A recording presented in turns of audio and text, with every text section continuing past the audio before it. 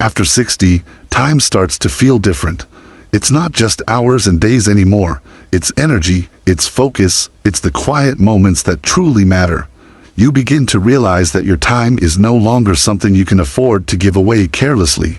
You've worked, you've cared, you've carried responsibilities for decades. And now, this stage of life should be about peace, not pressure. But sadly, many of us still waste that precious time on things that bring nothing but stress, regret, or emptiness. Sometimes we do it out of habit, sometimes out of guilt, and sometimes because we don't even notice how much of our happiness is being quietly stolen. Today, let's talk about the 9 things that are a complete waste of time after 60, and how letting them go can help you live with more calm, freedom, and joy. Let's start with the first one, trying to please everyone. You might not even realize how deep this habit runs. Many of us, especially in our generation, were raised to be polite, to sacrifice for others, to avoid conflict. We became experts at saying it's okay when it wasn't, at smiling when we were tired, and at agreeing when we actually wanted to say no.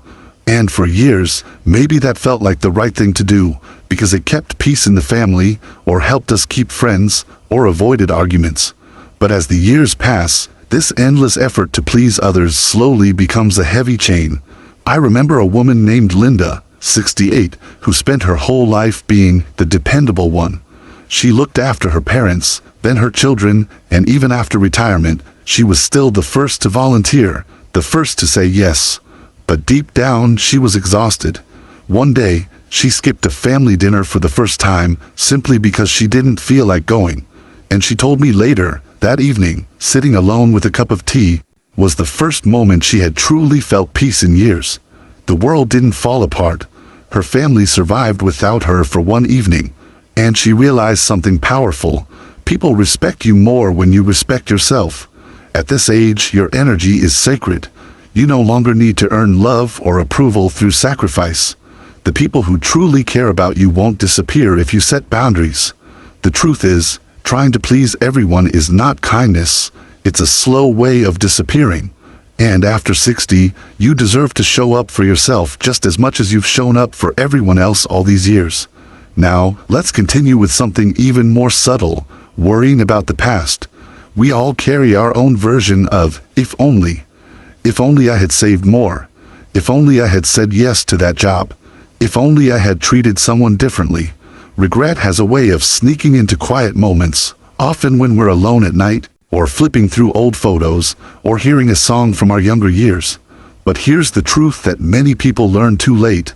The past is no longer a place to live. It's just a teacher. I once spoke with an older gentleman named Frank, a retired engineer in his early 70s. For years, he couldn't forgive himself for missing so many of his children's birthdays when they were young. He told me he would lie awake thinking about all the times he chose work over family dinners, feeling like it was too late to make it right. But one day, his daughter visited and told him something that changed everything. She said she remembered the times he did show up, not the ones he missed. Frank realized he had spent years punishing himself for something his family had already forgiven. That's the thing about regret. It doesn't change the past, it only steals the present. You can't rewrite the earlier chapters, but you can make the current one beautiful. Maybe you made mistakes, everyone does. Maybe you wish you'd been wiser, everyone does. What matters now is whether you're kind to yourself moving forward. Life after 60 isn't about chasing what you lost, it's about using what you've learned. You've already earned your wisdom. Don't waste your peace on guilt. Forgiveness, especially self-forgiveness, is the most powerful medicine for an aging heart. Next, let's talk about something many older adults silently struggle with: forcing relationships that no longer feel right. Over the years, people change. Friends grow apart. Family members take different paths. Sometimes, the connection you once had with someone fades, not because of anger, but simply because your priorities are different now. Yet, out of habit or obligation, you keep trying to keep that bond alive, even when it only brings stress or sadness. Take Robert, for example, a 70-year-old man who retired from a busy corporate job. After retirement, he kept trying to stay in touch with an old colleague he had known for decades. But every time they met, the friend spent hours gossiping, complaining, or bragging. Robert always left those meetings drained and frustrated. One day, he decided to stop forcing it. Instead, he joined a local gardening club and met new people who shared his interests. They laughed, traded tips, and grew vegetables together. He told me later that his garden and the new friendships he found there made him feel alive again. It's not cruel to let go of people who no longer fit into your peace.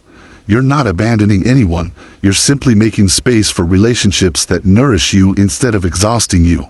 Sometimes, the most loving thing you can do is release what no longer feels mutual. After 60, every relationship should bring comfort, not conflict.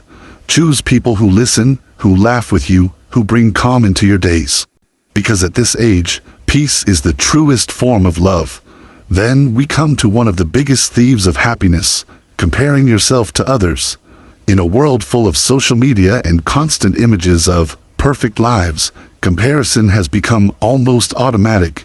You see someone your age traveling the world, another person running marathons, another showing off their new home or their youthful skin. And suddenly, you start feeling like you haven't done enough. You look at your life, your wrinkles, your finances, your routines, and think, why am I not like them? But comparison is one of the most pointless and painful habits.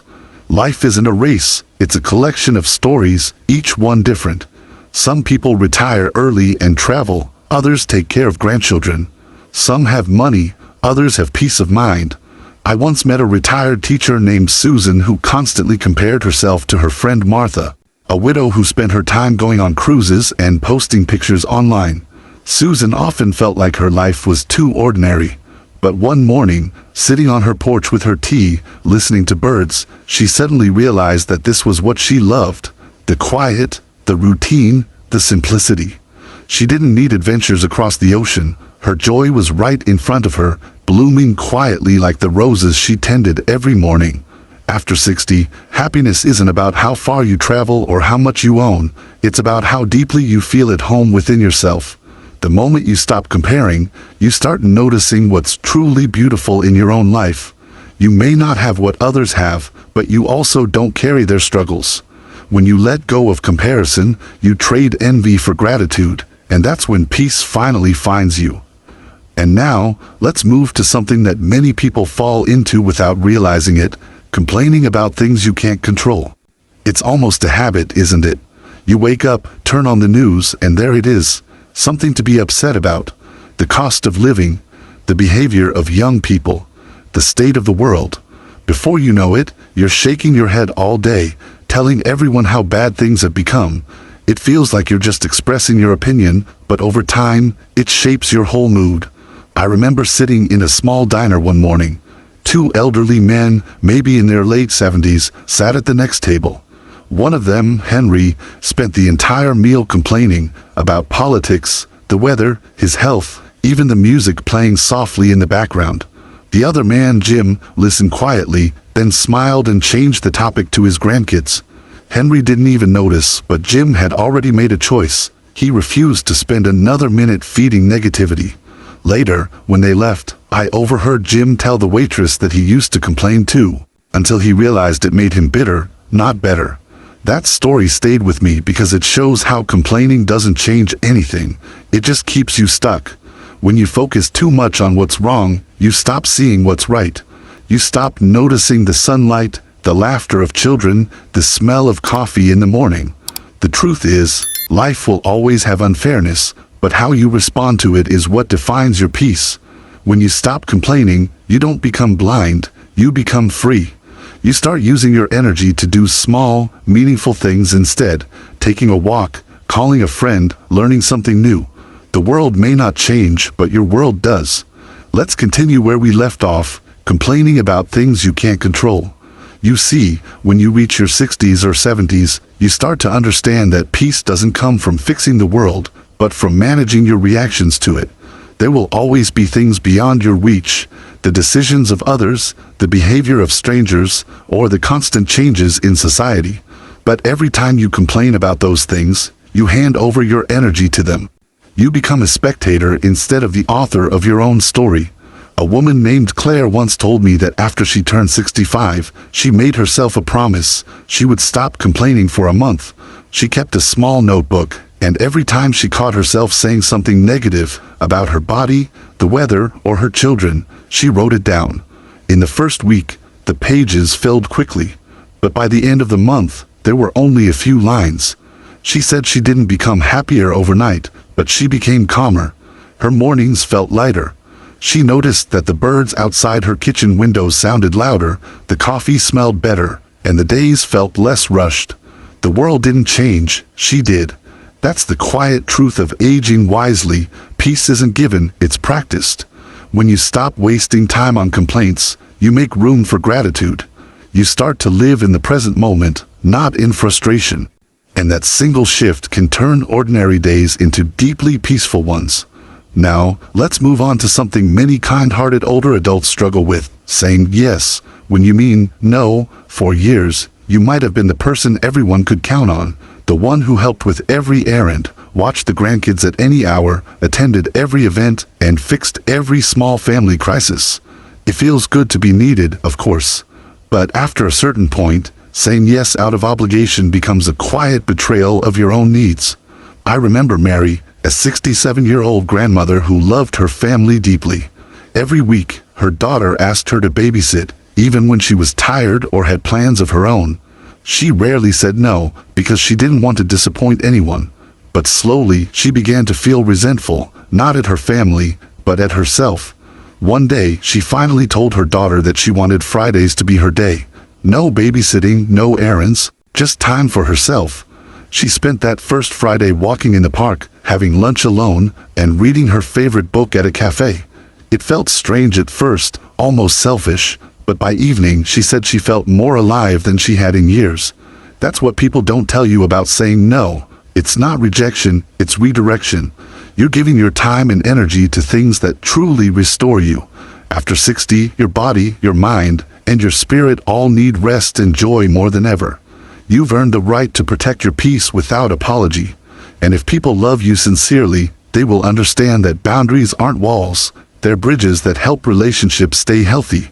Every time you say no to something that drains you, you're saying yes to something that heals you. Next, let's talk about another silent thief of happiness, arguing just to be right. As we get older, we often gain experience, perspective, and wisdom. But sometimes, that wisdom comes with a trap, the urge to correct others, to prove a point, or to make someone see things the right way. Maybe it's during a family discussion, a conversation about politics, or just an everyday disagreement. You know you're right and you want the other person to admit it. But what do you really win in the end? There was an old neighbor of mine named Tom, 73, who loved debating. He could turn any topic into a full-blown argument, from what kind of milk was healthiest to which music was real. He said it kept his mind sharp, but over time, his friends stopped visiting. Even his wife began eating meals in silence. One afternoon, I saw him sitting alone on his porch, looking thoughtful. He said something that stayed with me. I used to care about being right. Now I just want to be at peace. And that's the lesson.